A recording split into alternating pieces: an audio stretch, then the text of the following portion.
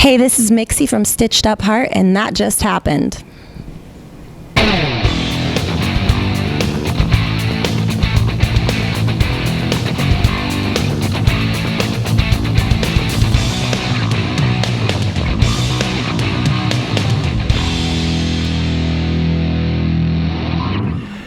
Hey guys, what's going on? It is Front Row Joe. That just happened. We just happened to bump into Mixi over here from Stitched Up Heart. Mixi, thanks so much for hanging out with us in my comfy living room and spending some time. I really like the lighting in your living room. It's just super bright. It really is. It makes everything pretty. Yeah. So we first saw you, we were kind of talking off camera, we first saw you opening up for one of our favorite bands and couldn't wait to see if we can get to talk to you guys, and specifically you. You guys put on a great show, great live show. The music was fantastic. From the audience perspective, being on the rail there, really got into you guys. I don't know if you felt the energy or not, but they were really into some Stitched Up Heart. Yeah, that was Detroit at this, what was the venue? Fillmore. Oh, it was super cool because like we played Detroit a few times and it's usually like a little small dive bar, but Steel Panther we were out with, and it was just like breathtaking venue. Really, really cool. Yeah. So let's get right into what you have going on. You are looking to release an album, Darkness, in spring of 2020, but you're doing something really cool, which is you're releasing a song almost every month. And I was just curious, what was the thinking behind that? I know that you said before that you wanted each song to have its own moment by doing that. So what was the thinking behind that? Can you expound a little bit? Is this the new thing in digital music? You know, we were trying something new because, you know, when you release an album, you give everybody everything you got all at once, and then there's nothing new for another, 2 years or something. So we decided to try this waterfall effect, I guess you could say, and give somebody a taste of something every month. And then sometimes like the pre-orders came out and then you get 2 songs with it. And then the album will be released in its entirety. So right now we're doing the pre-orders for that. But yeah, I mean, we're trying it out, building the streams, because everything's mainly streaming and stuff right now. And not too many people buy albums. But hopefully people buy our album. That would be rad. But either way, like our streaming numbers have gone up and it's been good. Yeah, and is that attributed to how you've rolled it out?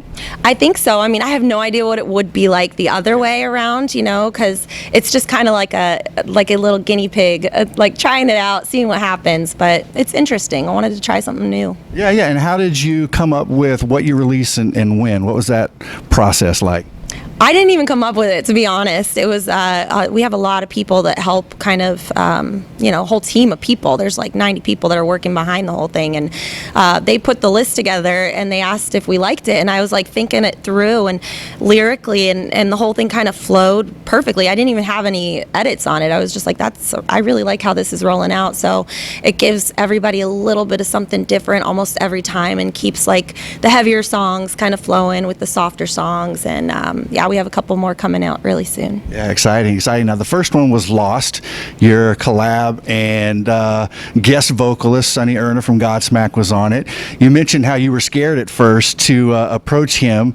You got over that, obviously, and produced a killer track. Now that you've done that, now that you've seen that you produced something really awesome, may we see some collabs in the future, possibly, and maybe with some of the women that you've toured with, like Lizzie Hale or Maria Brink? I hope so. Please, Lizzie, Maria. Well, we toured with Godsmack. We toured with Hailstorm in This Moment like 2 years ago. It was really awesome. Sully, I can't believe he sang on that. Like, I didn't think he'd do it. Like, he's so cool, you know? And I'm like, hey, dude. So, like, you don't want to pull that card, and you become friends with someone, and you don't want to ask for favors. I'm not like hey, I do favors for you that kind of person. I try to, like, give as much as I possibly can. So I felt like just, I don't know, it was a weird thing. But I texted him and I'm like, hey man, is it cool? Like, would you want to sing on this? And he was like, yeah, as long as it's the right song. And we went back and forth over it for a while. We were talking about doing a cover, and I was like, I want to do an original, and we finally finished the whole record, and I was listening to it because we still hadn't come up with what we were going to do, and I heard this part in Lost that could use some vocals, and it's heavier, and I was like, this could be a really cool part for him to sing over. So he came up with everything there. I flew to Nashville because he didn't want to just email his vocals, because there's nothing really like sentimental about that. And so it was like a really cool experience. Yeah, that is really cool. Yeah, so you're open to more collaborations possibly in the future. Yes, anybody. I'm totally down to collaborate. I think it's so fun. Like LJ would be cool. Right? Yeah. I haven't talked to him about it, but I think it'd be rad. Yeah. I'm sure he might be down to it. That's what it seems like with artists. Because they're in it, because they love it, they love the music, and any time that they can, share or collaborate or whatever, it just seems like from me looking in, that just is what it seems like. And I guess you found that to be true with Sully. Yeah, now I just want to work with everybody. And another cool thing about that song, because after Sully recorded his vocals, he's like, well, who's going to sing the parts? And I'm like, well, the guys in the band can sing it, or like whoever we're out on tour with, or preferably you. Hint, hint, wink, wink, nudge, nudge. Right. And then when we go out on the road and we do that song, sometimes people come up with us and sing it. We had Christina from Kaleido. We had a bunch of people. Grant from Through Fire came up, and it's been a lot of fun. Yeah, no, that's awesome. And you mentioned being very giving. You rescue cats. You are involved with rescue horses. You've got your own clothing company that goes to helping rescued animals. If you had time for a hobby, what do you think that hobby would be? I just like animals a lot. That is my hobby. I kind of got obsessed with it. I started. I got my first bottle baby. I was bored one day, and I was like, I just quit drinking, so I was like, what do I had a lot of time in your hands. What do I do with all this time? I don't know. So I found this bottle feeding class for kittens, and I was like, that sounds fun. Right. And then they invited me to this kitten. It's like a kitten shower, baby shower for the spring season of the kitten season or something. And then I ended up finding a kitten, and I'm like, okay, and now I got to bottle feed it. And now I'm I've done 29 kittens, and the horse rescue stuff happened when all the fires in Malibu happened, and they were moving all these animals out of Malibu. And I was just like, I want to help. What do I do? And during the wintertime, there's really not that many kittens. They don't need that much help. So they were like, yeah, you can come and walk them and brush them and feed them and help us with that. And then I just kind of got drawn into the equestrian community. But yeah, that's my hobby, and I paint. And then I picked up the guitar recently again. I put it down for a while because it's just everybody in my band's just so good at it, and I just quit. The first guitar player we had, I was just like, dude, I'll never be that good. And my dad started playing guitar recently this year. He just he's retiring, and he was like, I'm going to learn the guitar. And I'm like, sweet, well, I'm going to start playing again too, man. So that I actually, after this show, I'm going back to Orlando where I grew up. And we're going to have some jam sessions with my dad and play some Beatles and whatever, So it's going to be cool. Very cool, very cool. Well, like you mentioned, we did see you for the first time live with Steel Panther up in Detroit, which was, again, an amazing show. What was, and I know people have asked you this, so I'll skip that. What was it like with Steel Panther? They seem like a bunch of fun guys. Yeah. But do you have any takeaways from them? Because they're a little bit different than the people that you've used to tour with or support. You know what I really, really appreciated? That everybody in the music industry takes everything so seriously. Everything is so serious, and it's we have to be professional. Everything has to be put together, and they can sing and say whatever they want, and they don't care. Yeah. And I just love that they can do that. They can just do whatever they want, and it's who cares about the PC crap, Yeah. But and to have fun up there on stage, they had a lot of fun, and I think that kind of ended up coming into guitar set a little more. Same with Godsmack. Like, they have a little fun. Like, I kick my guitar player every once in a while just in the butt. Like, hey, dude, you know. And that was the first time I played guitar on stage in 9 years on that tour. And I was nervous. I was nervous to even play in front of the band when I, like, had been practicing every single day. I was, like, going up the metronome for, like, an hour. And it's just one song, right? And I'm going to add some more songs and stuff. I just wanted to baby step it in because I was like, well, if I really stink at this one song, then I'll just cut it. But everybody said it sounded really good, so now I'm like obsessed and I can't stop playing. And yeah, but Steel Panther, the one thing I'll say about their fans, I expected people to be like yelling at me to take my shirt off or something, right? And that's a fair assumption. You would think, and I even told them that. I was like, I was gonna maybe put some dirty socks in my bra and like throw it if I got, but I didn't have to do that because everybody was super just ready to rock. Like their fans are just ready to go as soon as they get there, so they're just ready for music. And it was just a lot more.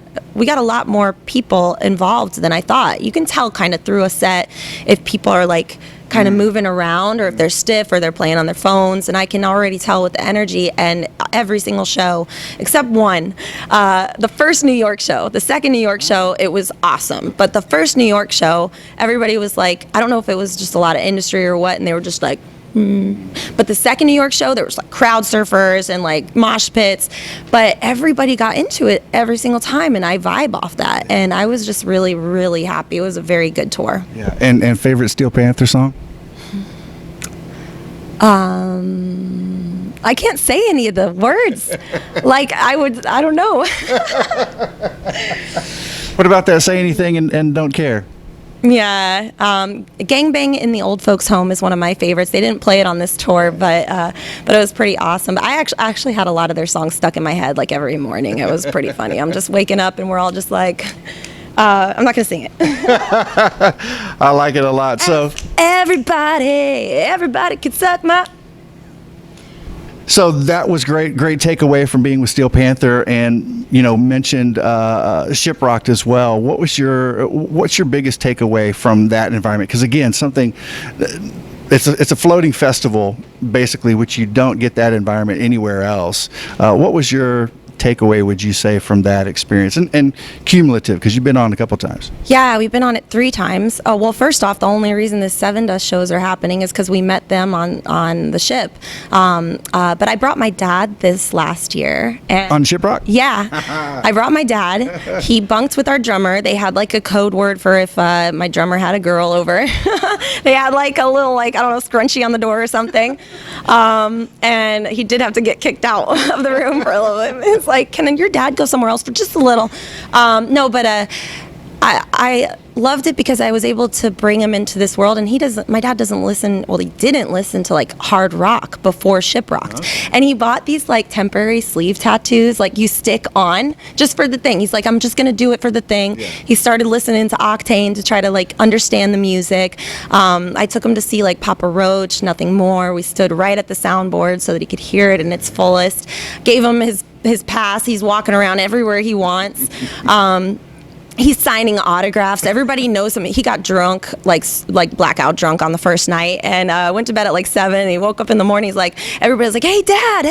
He's like, who are these people? I'm like, you met them all last night. That's Shiprocked. Yeah, we're gonna definitely show Dad this interview because he's gonna be really embarrassed. But and then he's like, I hurt my knee. I think I fell. It must be these new socks that I was trying out. I was like, Dad, no, you were drunk, and it's a moving boat. So, but it was definitely the socks. But no, by the end of it, I remember I had to sign like some girl wanted us to sign her book, and she's like, can your dad sign the book? And he's like, I was like, oh, Dad's first autograph. And he's like, girl, I've been signing autographs all week. Like, I'm like, that's awesome.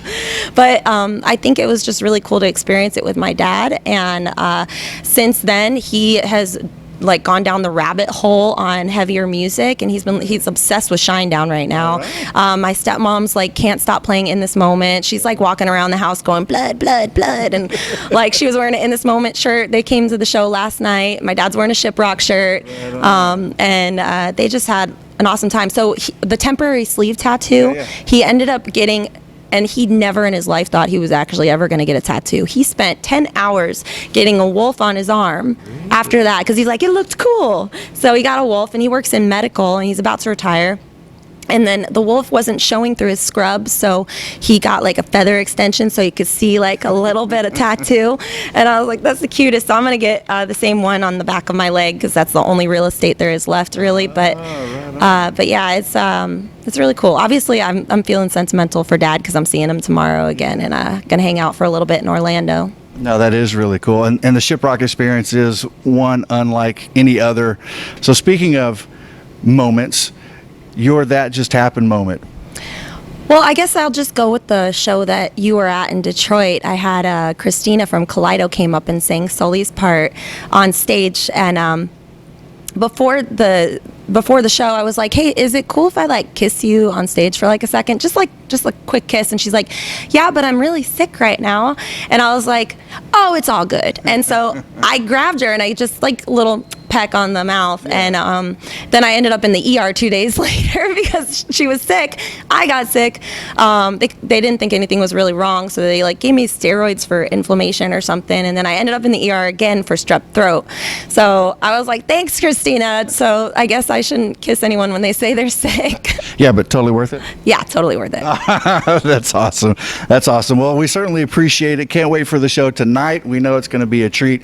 And guys, check out Stitched Up Heart. This is Mixi, and That Just Happened.